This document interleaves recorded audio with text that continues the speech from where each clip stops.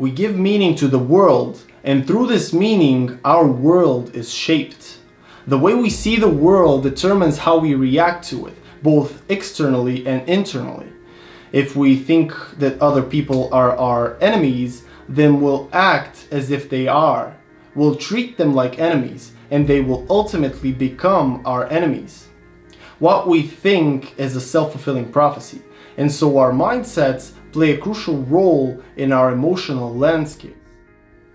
But the thing is, once you find that one thing that drives you, once you find that goal that causes you to burn like wildfire, that makes you not just go, but sprint, that makes you leap into action with a burning passion, that's when true motivation happens.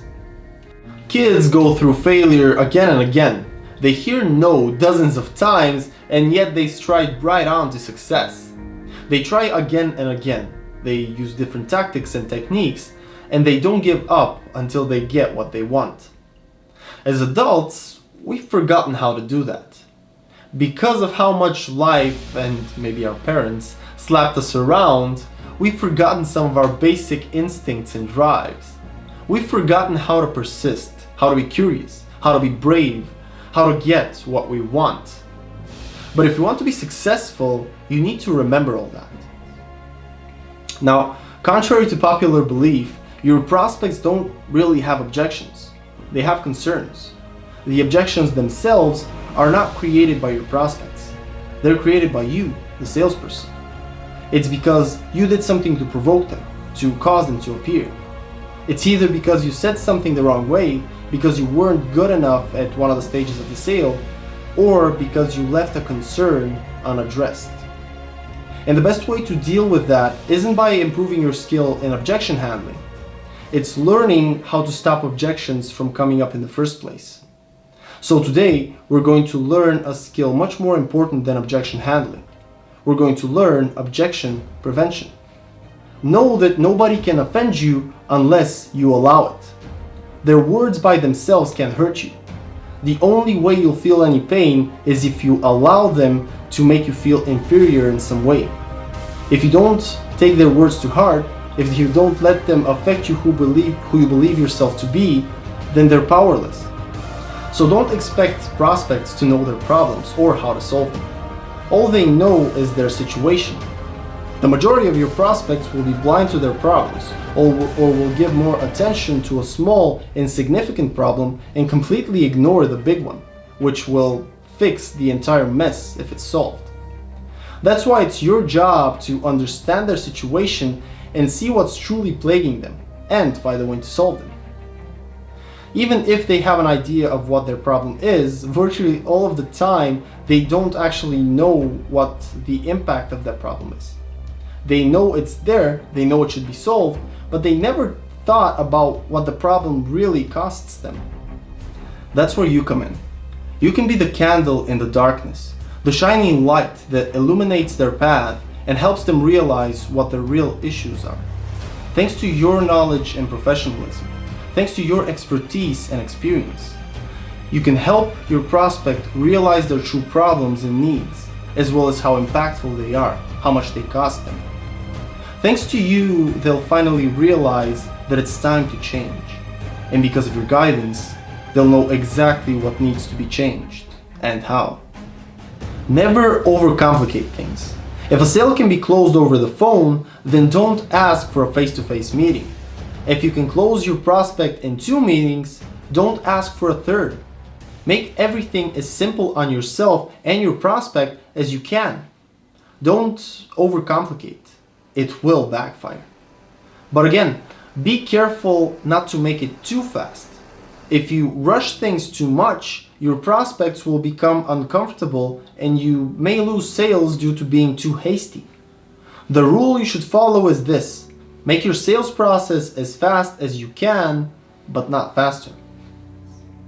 And most importantly, you need to approach selling with the right mindset. Keep in mind, you don't go to sales, you conduct them. And yet, you don't sell to people, you sell for them, with them. Only by embracing this view of the sale can you guarantee your place among the best salespeople in your industry. Only by following the fundamental principles of selling, by having the right skills and sticking to the right sales process, can you make sure your results are up to par with your potential. What do you think your prospects want when it comes to a salesperson? Do you think they want someone who's fearful, meek, and spineless, who doesn't believe in himself and avoids dealing with difficult issues, someone who's afraid to go deep and explore the core of a problem, someone who doesn't see himself worthy? No, they want to work with a champion. But not champion as the old stereotype of a salesperson, smooth talking, over the top, overly confident, pushy, bullying, and overly aggressive. No, your prospects want something more balanced. They want someone confident and sure of himself, but at the same time respectful, professional, and resourceful, always ready to face whatever difficulties they might be facing. That's what your prospects want, so that's what you should give them. You should embrace confidence and incorporate it in your selling and in your life. Everything you do, everything you say, do it with complete, unwavering confidence. Speak confidence, walk it, and act through it. Let your confidence ooze out of every pore of your being. Embrace it. Believe in yourself completely and show it. Confidence is the foundation upon which everything else in sales can be built. That's why if you want to succeed, you need to fully embrace it. But the thing is, in order to embrace it, you need to understand it. When first starting off, there's one thing most beginner salespeople lack more than anything else: the ability to sell with confidence. They're unable to confidently deliver their pitch, ask their questions, keep their prospects' attention, and deal with their objections. They don't feel worthy of their prospects' time, and they show it. But mastering this fundamental skill is essential in order to become a true sales professional. Only when you approach prospecting and selling with unconditional confidence, only when you expect to win and believe you're going to win, only when you assume that you deserve your prospects' attention in their business and that you can offer more than enough value to them to earn those things, only then can you become a true salesperson. So start believing in yourself. Let loose your true strength. Allow yourself to reach your potential. Embrace confidence and see yourself rise to the stars. Now go out there and practice. Be spontaneous. Get out of your comfort zone and stop fearing failure. Dare to put yourself out there and risk disapproval. Allow yourself to be vulnerable. Dare to look stupid. Dare to fail a few times. Get out of your head and let go of your inhibitions so you can experience life, no matter if your endeavors are successful or not. This is the only way to truly prosper. And most importantly, take action. Don't let this just be an idea that comes your way and is left in some dark corner in your brain to gather dust. Use this knowledge and profit from it. You have the tools to become more successful and happy. Resolve to use them. You now have the ability to swim.